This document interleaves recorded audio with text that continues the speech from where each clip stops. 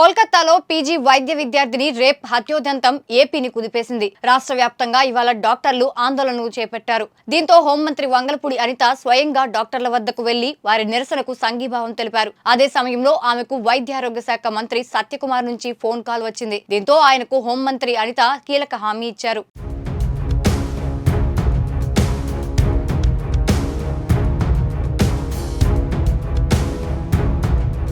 కోల్కతా ఘటనతో ఏపీ సర్కార్ అప్రమత్తమైంది. వైద్యారోగ్య శాఖ మంత్రి వై సత్యకుమార్ ఇవాళ హోంమంత్రి వంగలపూడి అనితతో మాట్లాడారు. డాక్టర్లకు భద్రత కల్పించేలా, వారిలో ఆత్మస్థైర్యాన్ని నింపేలా చర్యలు తీసుకోవాలని కోరారు. అన్ని ఆసుపత్రుల వద్ద పోలీస్ అవుట్ పోస్టులను ఏర్పాటు చేయాలని, నిరంతరం భద్రతను కల్పించాల్సిన అవసరం ఉందని తెలిపారు.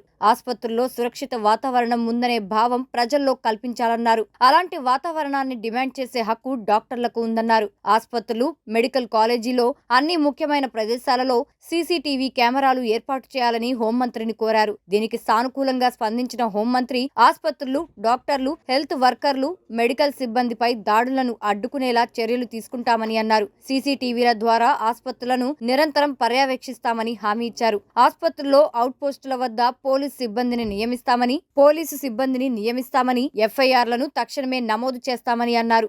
వైద్య కళాశాల, ఆసుపత్రుల క్యాంపస్లలో డాక్టర్లు, నర్సులు, పారామెడికల్ సిబ్బందికి సురక్షితమైన పని వాతావరణాన్ని కల్పించడానికి ప్రత్యేకంగా ఓ విధానాన్ని తీసుకొస్తామని అనిత పేర్కొన్నారు. దీనికోసం 2 మంత్రిత్వ శాఖలు కలిసి పనిచేస్తాయని అన్నారు.